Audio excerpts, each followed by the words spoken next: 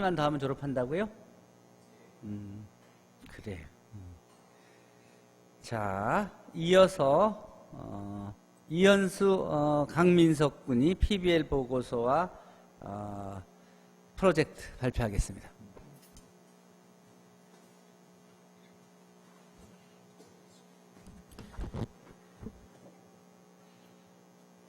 네, 안녕하세요. 저희는 저희 파이널 프로젝트로 오일러, 가우스, 그리고 힐베르트 이렇게 3명의 수학자들과 마지막으로 컴퓨터 수학에 대해서 조사를 해보고 그들의 업적을 위주로 조사를 해보고 그다음 컴퓨터 수학에 대해서도 연결을 시켜보는 조사를 했습니다. 먼저 수학은 고대부터 쭉 일정하게 발전해온 것이 아니고 근대에 들어서 비약적으로, 모든 학문이 그렇지만 근대에 들어 비약적으로 발전하기 시작했는데요. 그때부터 그 근대부터 따져보자면 18, 19, 20세기 이렇게 이 세 가지 세기에 가장 대표할 만한 수학자 한 명씩을 오일러, 가우스, 힐베르트 이렇게 3명을 꼽았고 21세기에는 이렇게 그 시대를 대표할 만한 수학자라기보다는 가장 큰 변화를 준 이제 컴퓨터 수학을 뽑아서 정리해 보았습니다. 발표는 번갈아 가면서 하도록 하겠습니다. 먼저 오일러입니다.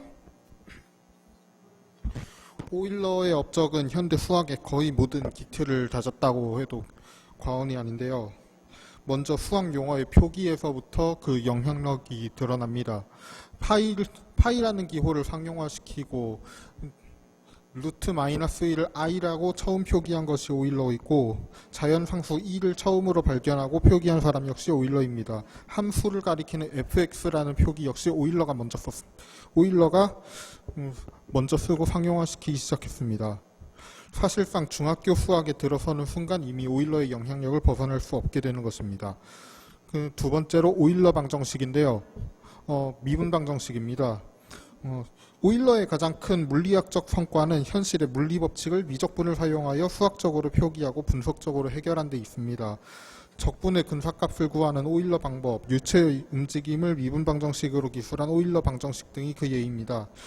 이 오일러 방정식은 현재도 풀리지 않는 비점성 유동에 관한 미분 방정식이고 여기서 점성항 하나만 추가하면 밀레니엄 문제로 유명한 나비에-스톡스 방정식이 됩니다. 현대 수학의 최고 난제인 밀레니엄 문제에도 아직 오일러의 자취는 남아 있습니다. 세 번째로 오일러의 공식, 오일러의 황금 열쇠, 그리고 함수의 해석, 이것에 관해서도 오일러의 업적을 빼놓을 수 없습니다. 함수를 분석함에 있어 급수로 변환시켜 생각하는 발상을 오일러가 가장 즐겨 사용했고 이 방식을 이용하여 해석적 정수론이라는 지금까지 없었던 학문의 서막을 연 것 역시 오일러의 업적으로 볼 수 있습니다.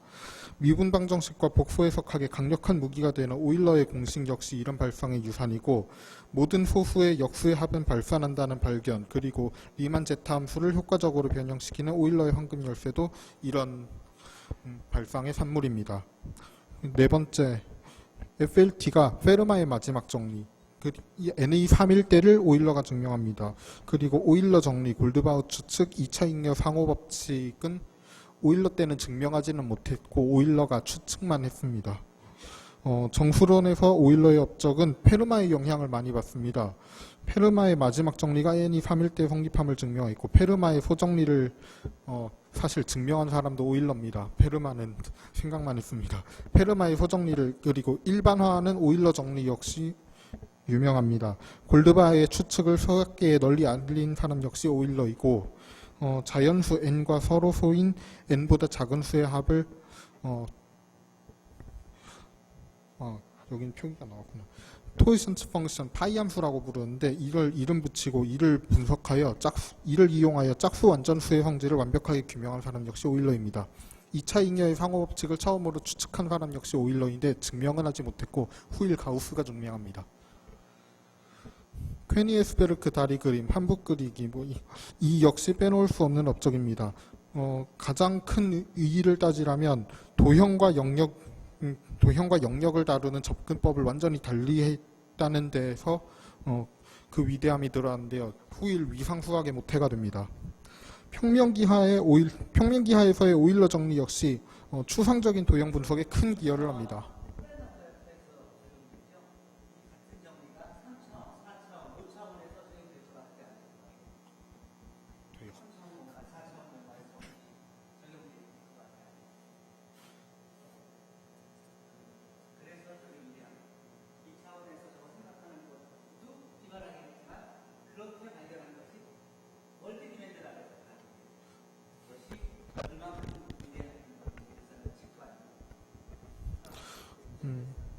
그 외 업적들을 하나 또 따지자면 해를 구하기 힘든 식의 초이값을 대입하고 그 결과값을 다시 식에 대입하고 그것을 반복하는 수치 해석학의 알고리즘을 먼저 개발한 사람 역시 오일러입니다.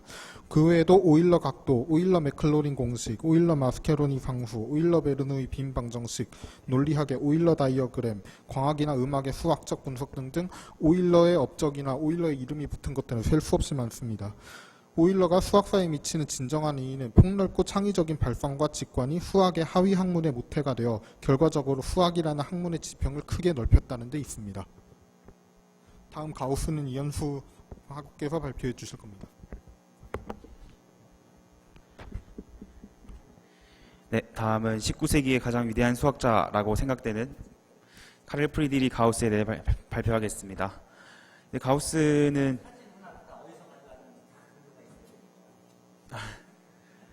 네.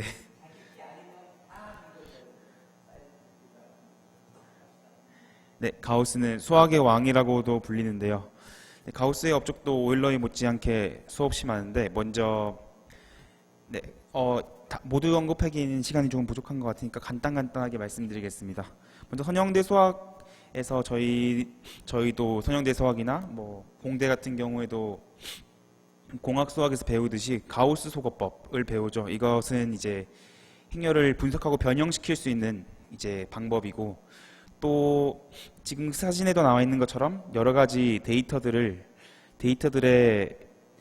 분석을 위한 이제 추세선을 그리기 위한 방법인 여기 최소 제곱법을 또 가우스가 생각해냈습니다. 훗날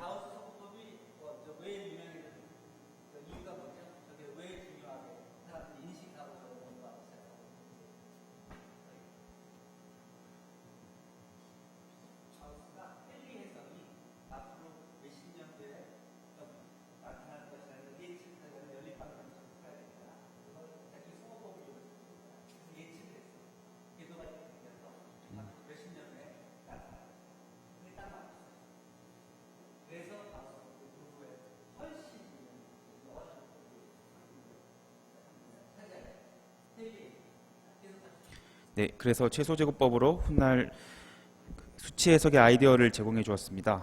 그리고 가우스의 업적 중 하나인 대수학의 기본 정리 증명인데요.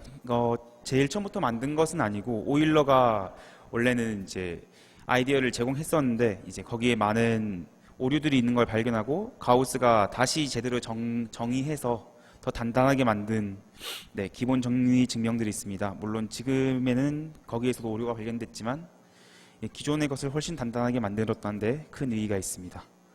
그리고 정수론에서도 합동식, 저희가 이제 지금 쓰는 합동식의 기호를 이렇게 상용화시킨 것도 가우스이고요.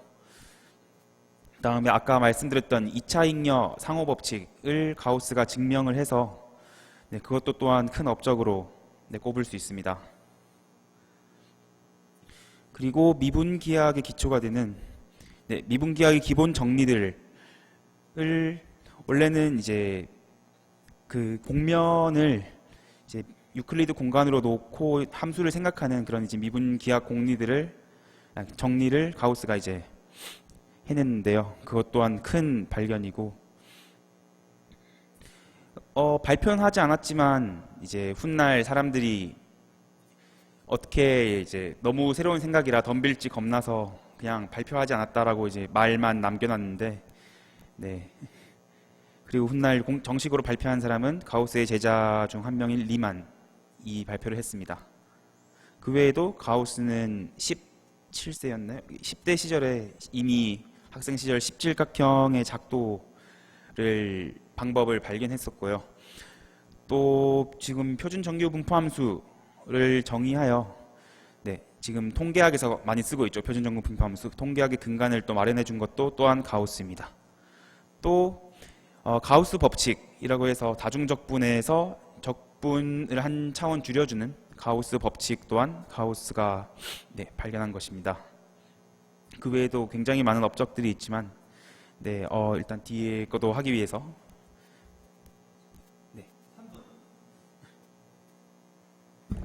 다음 업적으로 다음 수학자는 다비드 힐베르트입니다. 20세기의 대표 수학자로 꼽힐 만한 업적들을 남겼고요. 기하학의 공리화, 유클리드가 만들었던 기하학의 공리에서 조금 더 보완하여 점선, 평면 등등을 새로이 정의한 사람이 힐베르트입니다. 그 다음으로 아인슈타인 힐베르트 작용, 그러니까 아인슈타인의 일반 상대성 이론을 수학적으로 완전히 정의하고 규명한 사람이 힐베르트입니다. 그리고 유클리드 공간을 일반화한 힐베르트 공간을 정의하여 지금까지의 함수론을 통합, 함수 해석학의 장을 연 사람 역시 힐베르트입니다. 하지만 우리가 힐베르트의 이름을 아는 이유는 이런 것들이 아니라 아마 힐베르트의 23문제 때문이 아닐까 싶습니다. 1800년대 후반에 처음으로 전 세계 수학자를 모아놓고 세계 수학자 대회가 열렸는데요. 이때 이미 수학계의 거대한 거장으로 알려졌던 힐베르트가 연설을 맡게 되었습니다. 힐베르트는 미래 수학을 어떻게 선도하는 연설을 해야 할까 고민하다가 지금까지 풀리지 않은 난제 중에서 제일 중요한 것들을 모아놓고 이것들을 풀어보라고 한번 해보자. 그렇게 해서 만들어진 게 원래는 10개만 꼽았었는데 점점 늘어나다가 23개가 되었습니다. 정수론, 미분방정식, 집합론, 군론, 수리물리학, 다변수함수론 등 수학의 거의 모든 분야에 걸친 이 23문제들 중에는 수학에 관심이 있다면 한 번쯤 들어보았을 연속체 가설이나 리만 가설, 골드바우츠 측, 쌍둥, 그리고 수학과 논리학을 결부시키려는 힐베르트의 성향을 반영하는 여러 문제들이 모두 모여 있어서 힐베르트의 수학적인 연구의 성격이 어떠한지도 알 수 있고 현대 수학이 어떤 길로 나아가야 할지 어렴풋하나마 미래를 엿볼 수 있는 중요한 지표로 꼽힙니다. 비록 힐베르트 자신의 학문적 목표였던 모순 없이 완전한 공리계의 존재성의 증명은 쿠르트 gödel의 불안정성 정리로 인해 깨졌지만 힐베르트가 당대에 존재했던 수학에 대한 거의 모든 지식을 가지고 큰 논란 없이 중요성의 경중을 따질 수 있었다는 점, 수학계의 미래를 성공적으로 제시했다는 점으로 미루어 판단할 때 힐베르트가 20세기 수학계에 미친 영향은 그야말로 거대했다는 점을 알 수 있습니다. 무엇보다도 21세기의 5분의 1을 거의 되어가는 지금 시점에서도 수학계의 힐베르트와 같은 수준의 영향력을 발휘하고 있는 학자가 없다시피 하다는 점이 이를 부각시킵니다. 시간이 거의 없네요. 마지막은 컴퓨터 수학이고요. 저희가 수업 시간에서 했던 사색 정리를 시작으로 그러니까 인간의 머리로서는 도저히 할 수 없는 방대한 양의 데이터를 순식간에 구하는 컴퓨터의 능력을 활용하여 새로운 증명을 실행하기도 하고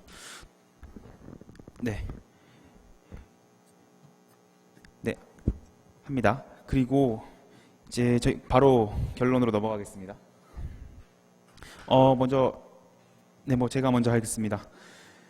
저희는 이렇게 3명의 그 시대의 위대한 수학자와 컴퓨터 수학에 대해서 알아보았는데요. 그것들에는 많은 공통점을 가지고 있었는데, 먼저 그 수학자가 있기 전과 후에 새로운 학문들이 많이 생겼습니다.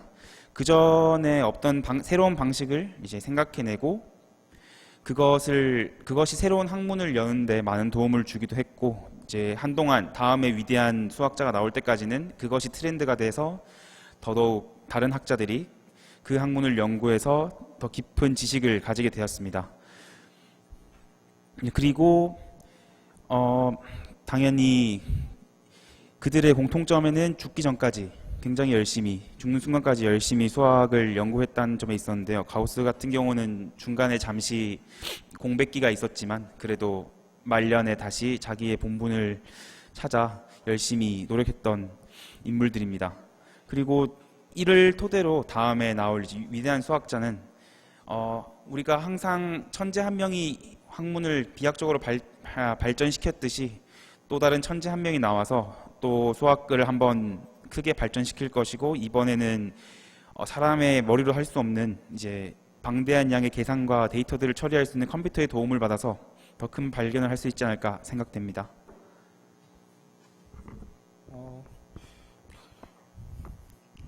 간단히 말하자면은 세 수학자는 각자의 위치에서 다음 시대의 수학에 영향을 주었고 업적을 계승하고 보완해 왔습니다. 다음 세대인 지금의 수학계가 계승해야 하는 업적이 지금의 밀레니엄 문제로 확연하게 주어졌고, 근대 이래로 수학은 계승하고 보완하고 발전해 오는 식으로 계속 이런 식으로 발전해 왔고 앞으로도 이렇게 발전하리라 생각합니다.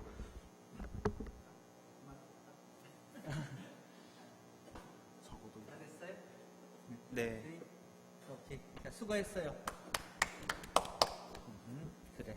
그 다음에 자, 그러면 이걸로 일단 오늘 발표를 마무리합시다. 시간이 됐으니까 수고들 많이 했어요.